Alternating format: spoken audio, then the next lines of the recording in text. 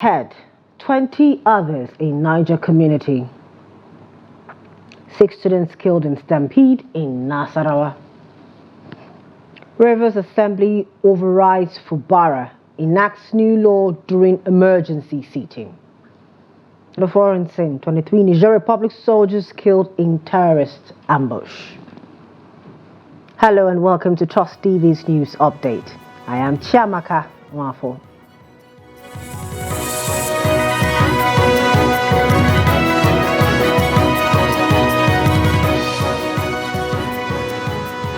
Thanks for joining us. At least 21 people, including the village head, have lost their lives on Thursday afternoon when bandits in their numbers reportedly invaded a market in Madaka, an agrarian community in Rafi local government area of Niger State. Residents said the attackers invaded the market around 3 p.m. when the market was full to its peak and started shooting at people sporadically. Many people were said to have sustained various degrees of injuries and are receiving treatment at the IBB Specialist Hospital in Mina. Dozens, including children, were also reportedly kidnapped, while dozens of motorcycles, cars, houses, shops and goods belonging to traders worth millions were reportedly burnt down by the attackers. Residents said the Madaka attack came a day after bandits attacked Pangugari, a neighboring village, killing the district head and 4 other people. District head Alaji Isa confirmed the incident on a telephone interview. Secretary Coalition of Shiroro Association, Seidu Salihu, described the attack as severe and unfortunate. The United States Commissioner for Homeland Security, Brigadier General Bello Abdullahi Muhammad, retired, confirmed the attack but didn't give details.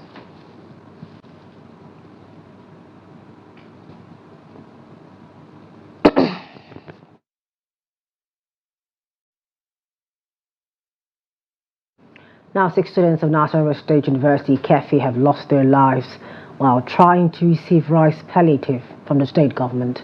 Reports said the students gathered at the gate waiting to receive their shares, while security personnel were controlling the venue of the distribution.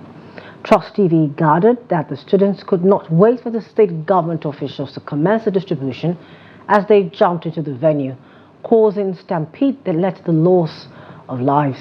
Confirming the incident, the staff of the institution said after the stampede, the victims of the incident were taken to the health facility of the institution and the Federal Medical Center, Kefi. According to him, 4 of the victims died at the Federal Medical Center, Kefi, while 2 died at the university clinic. As students, by the time you are getting your certificate, you must be found worthy and learning and character. So I expect that the students of Nasarawa University exhibit the best character that is possible, so that we know that he's approving the future of this country. The director of medical services at the university, I was in the Federal Medical Center myself, and I was with the medical director of the hospital, and he confirmed to me that 2 bodies were brought in to the hospital bed. Thank you. Thank you, sir. Now joining us live at this time, we have Trust TV reporter Abubakar Abdullahi from Nasarawa to give us an update. Abubakar, good evening. Thank you for joining us.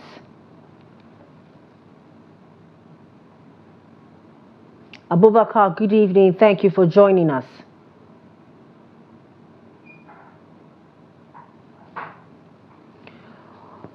We will circle back to this conversation in our subsequent bulletins. Now, moving on, the Kebbi State Commissioner for Higher Education, Isa Abdullahi Tunga, has lauded the Kebbi State Governor, Nasir Idris, for approving over 967 million naira for the payment of indigenous students' registration fees across Nigeria. Addressing a press conference on Thursday in Birnin Kebbi, the state capital, he described the governor's generosity as a testimony to his mission and vision to mentor the youth towards repositioning them to become sound and excellent future leaders. While applauding the governor for the kind gesture, the commissioner observed that such magnanimity would translate to building a solid foundation for the youth towards instituting a new dawn of leadership. Commenting on foreign students, the commissioner lamented that most of them sent abroad to study who are studying courses that are presently available in Nigeria. Issa Abdullahi Tonga suggested that students should only be sent abroad to study courses that are not readily available in Nigerian universities. Ahead of the off-season elections in Edo and Ondo states later this year, the chairman of the Independent National Electoral Commission, INEC, Mahmoud Yakubu, has charged security agencies for a better security atmosphere. This was part of a series of engagements by the Electoral Commission with stakeholders. Noel Sampson was there and tells us more.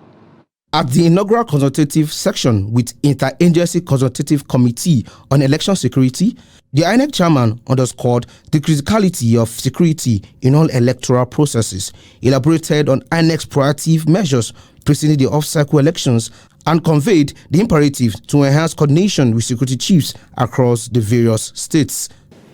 Both Edo and Ondo states have 18 local government areas each.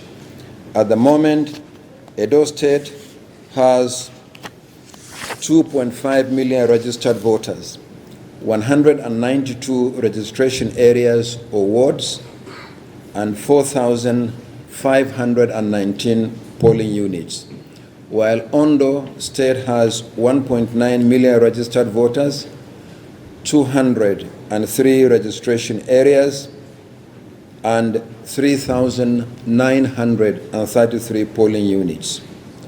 However, the terrain differs in the two states. While there are a few riverine locations in Edo State, 2 local government areas in Ondo State, Eseodo and Ilaje, are predominantly riverine. It is important to start security preparations early. In particular, the number of personnel and other assets to be deployed to strategic locations should be determined and mobilized early enough.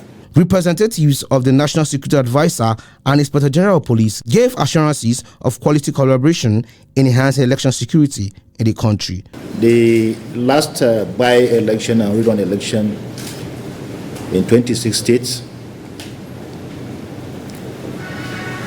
I want to say that the deployment of security was quite impressive, and largely due to the support we received from the government, and this shall be repeated. We have been interfacing with the CPs in the 2 commands. We have identified all the flashpoints, and we have continued to work on the threat profile of the 2 states to ensure that when we deploy, we'll deploy in line with what is required to ensure hitch-free election in the 2 states. This is the second off-cycle elections since the February and March 2023 general elections. Polls will open in Edo and Ondo State on the 24th September and November 16th later this year. Noel Sampson, Trust TV News, Abuja. Now, Vice President Kashim Shettima declared the firm resolve of the renewed hope administration of President Bola Tinubu to leave a legacy of prosperity and opportunity for all Nigerians. He spoke at a virtual session of the National Economic Council at the State House, Abuja, which endorsed the implementation of the $617.7 million investment in digital and creative enterprises in 36 states of the Federation and the FCT. Also, at the session, the Council was updated on the steps being taken to establish state police. Kenya Modu tells us more. Government is prioritizing skill acquisition and job creation through massive investment in digital and creative enterprises in the 36 states of the Federation and the FCT. The Vice President is insisting that the Tinubu administration will not rest on its oars until citizens begin to bask in the opportunities they were promised. When we empower entrepreneurs and small business owners, we unlock the potentials for innovation, job creation, and economic growth. By providing access to financing, training, and mentorship programs, we unleash the entrepreneurial spirit that lies within every Nigerian, catalyzing a wave of economic prosperity that benefits us all. We cannot achieve this without inclusivity and equitable access to opportunities.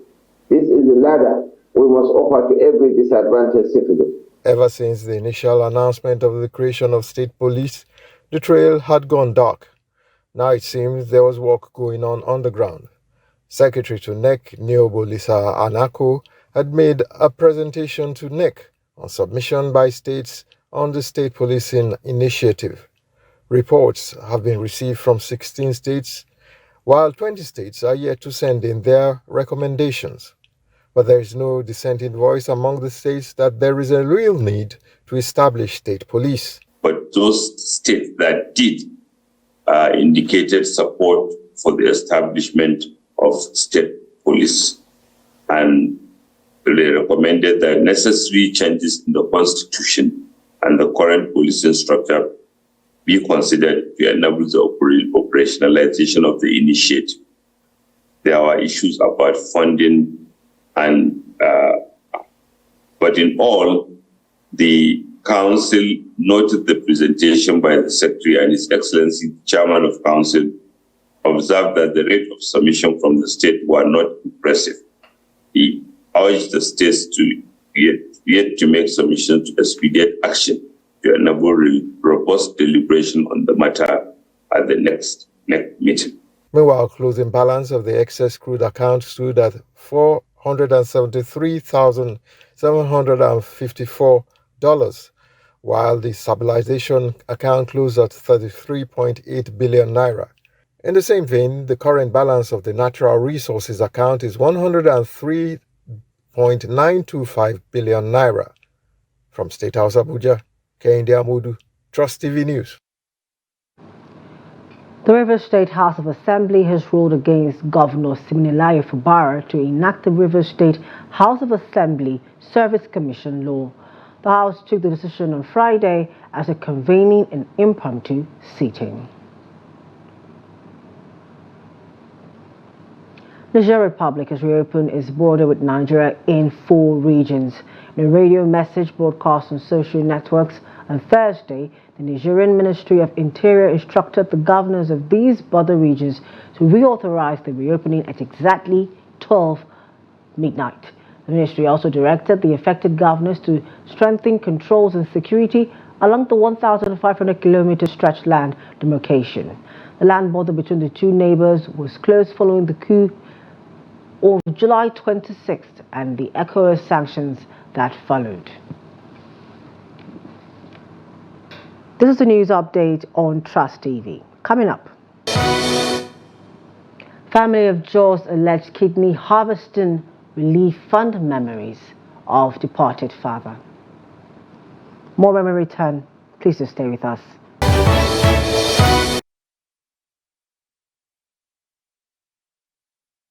Welcome back. Thanks for staying with us. And if just joining us, this is the news update on Trust TV. Now a recap of our top stories. Bandits kill village head, 20 others in Niger community. And 6 students killed in stampede in Nasarawa.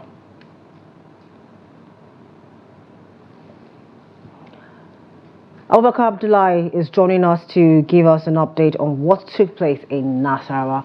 Abubakar, good evening. Can you hear me?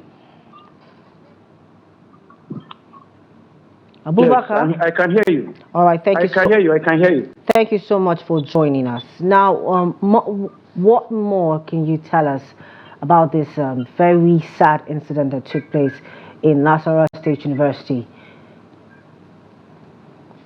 What actually happened today in Nasarawa State University, KV, at the convocation square of the institution, was that the state government had embarked upon on distribution of palliative to the region of the state. It was extended to the students. And Nasarawa State University students are expected to collect their own today.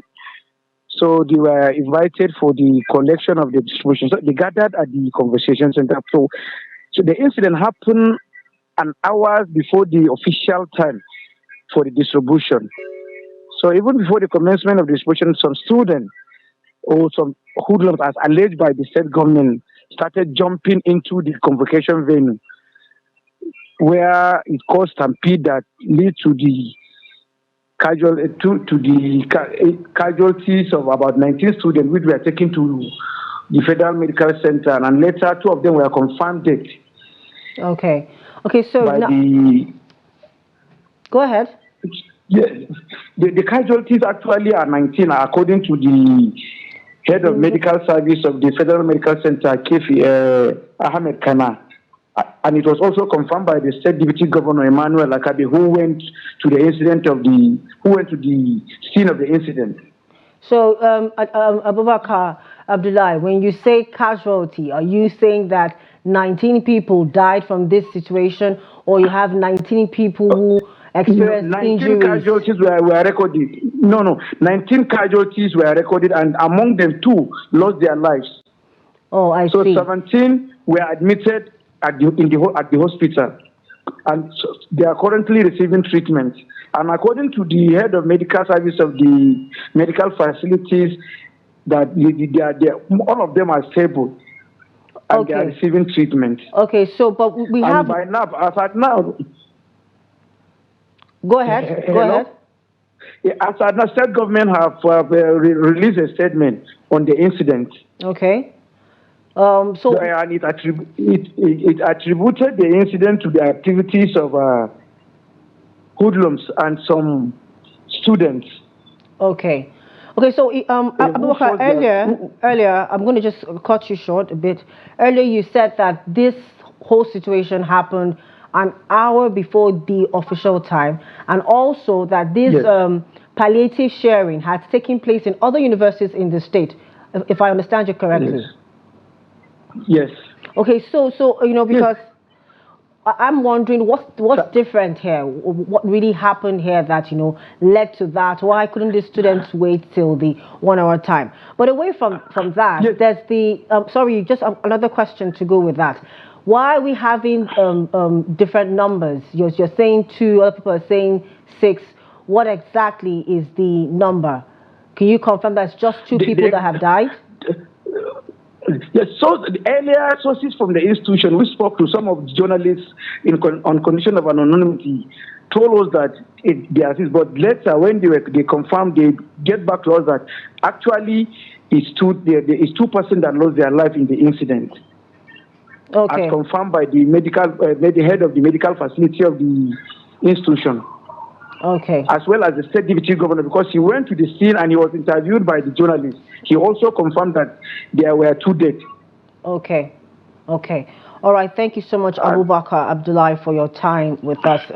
Due to shorter time, we could have taken more questions. But thank you so much, and please do stay safe. Thank you, and have a nice day.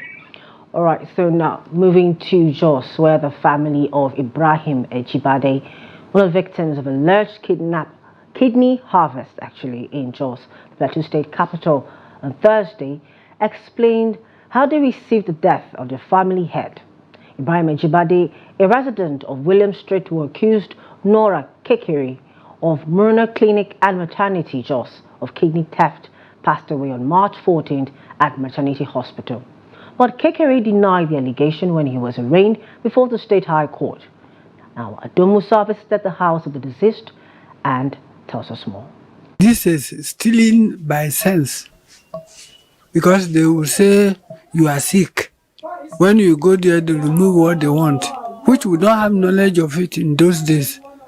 If you are sick and you get to hospital, they will treat you for recovering of your body. This is Ibrahim Ejibade speaking to Trust TV at his residence some 6 months ago while he was alive. According to the deceased family, the late Ejibade had been battling with an unstable health condition ever since he underwent a surgery for hernia in 2021, supposedly performed by Mr. Kekere. In September last year, the late Ejibade accused Mr. Kekere of harvesting his right kidney and was subsequently arrested following a report lodged at the Nasarawa Police Division regarding the removal of Mrs. Kende Kamal's right kidney during an operation in 2018. Kekere was later sued at the State High Court by the State Ministry of Justice on behalf of Ejibade and Kende, who also accused Sam Kekere of organ harvesting, an allegation he denies. The family of the deceased explains what Ejibade went through before he died. Battling with his health since then, and as the head of the family, he's grown up the first son. So we have gone through hectic, and it is experienced one will never pray even his enemy should go through. I really feel the death of my dad. What makes me to feel this death is I travel out. When I travel out, he said he wants to hear my voice and he called. When we greeted, I never knew that he's telling me goodbye. When I asked him, how are you feeling, Daddy? He says, all right. After the call, just with some few hours, I received a call that my dad have passed away. Habibat Ibrahim is one of the wives of the deceased. While explaining how she received the news of the death of her husband, she says she will live to remember him for a lot of things. I will live to remember my husband for many things. While he was alive, he provided food and clothing and paid school fees for the children. Today, he is no longer with us. Who will now take care of those responsibilities for the family? It's a sad story there. Now on the foreign scene, terrorists have killed 23 soldiers in an ambush in western Niger during an offensive near the border with Burkina Faso and Mali. Statement from the Defense Ministry said the soldiers were engaged in a security sweep in the Tilaberi in the Three Borders area. The statement further stressed that about 30 terrorists were also neutralized. The army raids were designed to reassure local people who were being targeted by armed groups engaged in murders, extortion, and cattle rustling.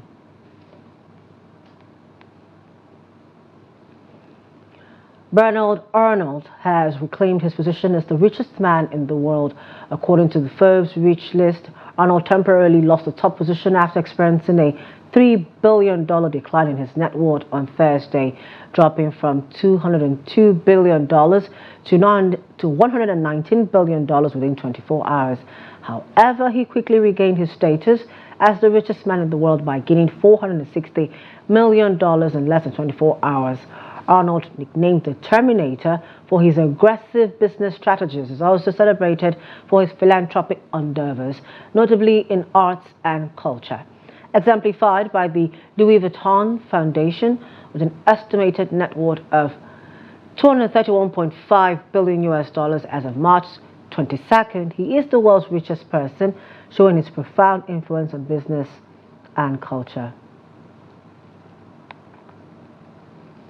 North Korea's home World Cup qualifier against Japan was called off on Friday, the Asian Football Confederation said, hours after announcing it would be moved to a neutral venue that's on the sports scene. It said the decision was taken after talks with the World Football governing body FIFA and came a day after North Korea said it will not be able to stage the game in the capital, Pyongyang. The AFC said the matter would now be referred to the relevant committees in FIFA with further updates expected. It did not confirm if the fixture would be played at a future time or place. The match in Pyongyang would have been the first game in North Korea for Japan's men's team since 2011 and a rare international football match in isolated North Korea. And with that, we've come to the end of the news at this time. For more news, programs and documentaries, please do follow us on all our social media platforms and on our YouTube live stream. I am Chiamaka Nwafo, part of the news production team. Thank you for joining us.